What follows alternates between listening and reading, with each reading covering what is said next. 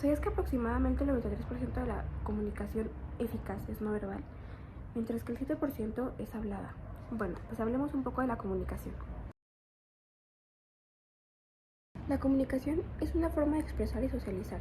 Es considerada como una necesidad, ya que es importante para llevar nuestro estilo de vida.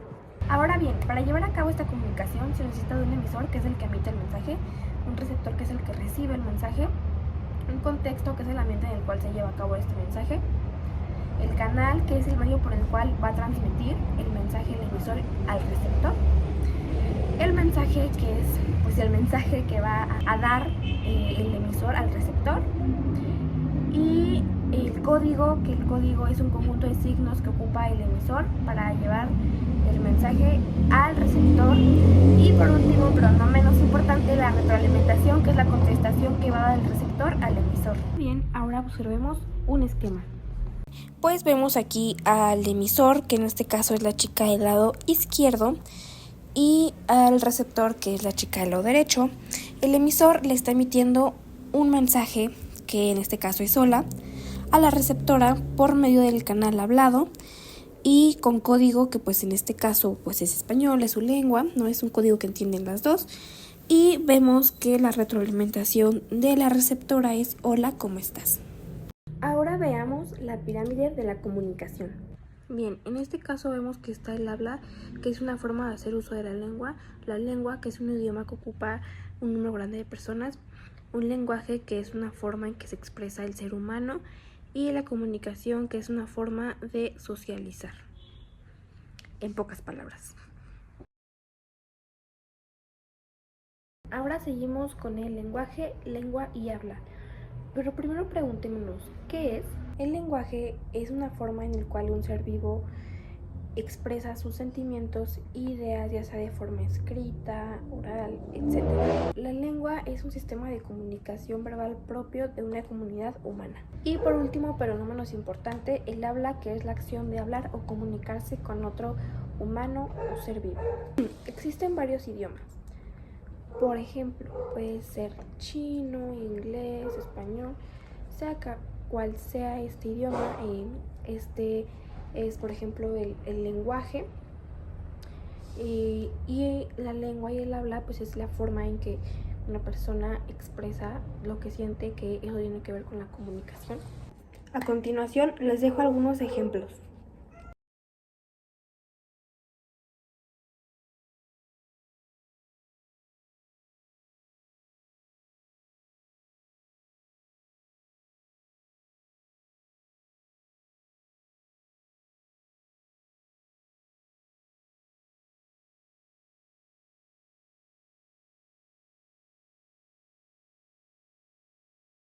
Esto fue un tema corto, pero sin duda muy interesante, y espero que hayan aprendido un poquito, pero vamos con el siguiente tema.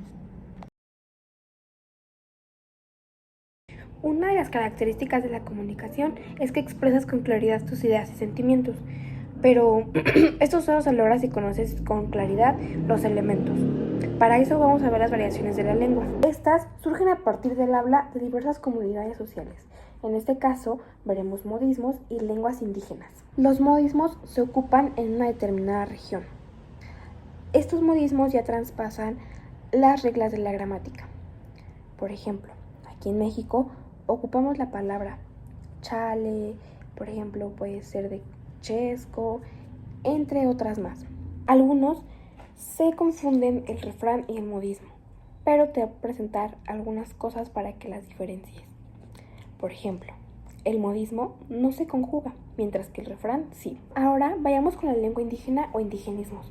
Estas son palabras que seguimos ocupando en la actualidad, que ocupábamos hace bastantes años. Por ejemplo, apapachar, aguacate, tiza, chocolate, que viene de la derivación chocolate. Son palabras que hemos cambiado como van pasando los años. Obviamente no son palabras que vienen así como súper bien, pero son palabras ya cambiadas o actualizadas. Interesante, ¿no? Ahora vayamos con el siguiente tema. Existen tres tipos de géneros periodísticos: interpretativos, periodísticos y de opinión. Vayamos a verlos a continuación. Estos incluyen el punto de vista del autor sobre un tema o algún hecho. Se trata de relatar acontecimientos y hechos de interés general, o sea, cosas que acaban de ocurrir y así. Estas suelen aparecer en páginas especiales para esto, en el periódico. Algunas de sus características es que está firmada, utiliza el lenguaje literario y ocupa menos de 500 palabras. Les voy a poner una imagen a continuación.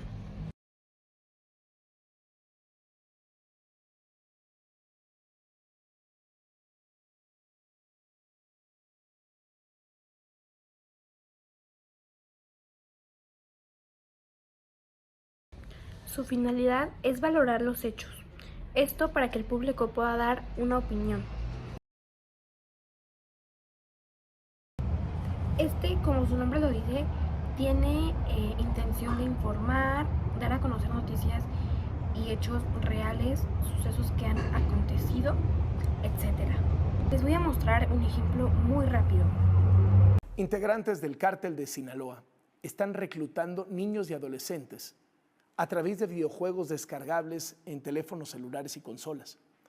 La Fiscalía de Oaxaca dijo que documentó este delito después de rescatar a un niño de 14 años del municipio de Santa Inés del Monte. El niño estaba a punto de llegar a Mazatlán, Sinaloa, donde ya lo esperaban los integrantes de una de las facciones del Cártel de Sinaloa, según dijo la Fiscalía. Y con este logro se alcanzó a detallar el esquema de reclutamiento. Hacen contacto a través de los chats del videojuego, sobre todo en la madrugada, los invitan abiertamente a unirse al cártel, les hacen ofertas de trabajo, les depositan dinero para que salgan de sus casas y paguen sus boletos de traslado a Sinaloa, les dicen que llegando van a tener hospedaje, trabajo, un sueldo. Los juegos de combate armado con escenarios de guerra que permiten interacción en tiempo real entre los jugadores son los que frecuentan, según esta investigación, los integrantes del Cártel de Sinaloa para reclutar a los niños y adolescentes. Engancharon una red criminal de Sinaloa. Los grupos criminales lo que hacen, enganchan a niñas, niños y adolescentes con fines de explotación, ya sea como halconeo, pero también hemos observado también explotación de tipo sexual, laboral y actividades relacionadas con el narcotráfico. Como podremos notar y observar, está dando a conocer un hecho que pasó, un suceso, para a lo mejor tratar de alertar al público que lo está viendo, para que el público entienda lo que está pasando. Este género periodístico es el más común, es un género periodístico que vemos todos, que podemos saber cuál es, identificar rápidamente, ya que es como el más famoso, el más común, se podría decir. Ahora vamos con el género periodístico interpretativo. Este puede contener la opinión del autor, puede ser entrevistas, etc. Busca aclarar el sentido de las noticias dispersas. Obviamente busca dar a conocer la noticia con más a detalle porque ya trae o contiene la opinión del autor y, por ejemplo, un testigo que vivió el acontecimiento o el hecho. Es un género que combina el informativo y el de opinión. Se caracteriza por describir un hecho y se incluye la valoración personal del redactor o periodista. Dentro de este género encontramos la crónica, la entrevista y el reportaje interpretativos. Y ahora pasemos con el último tema.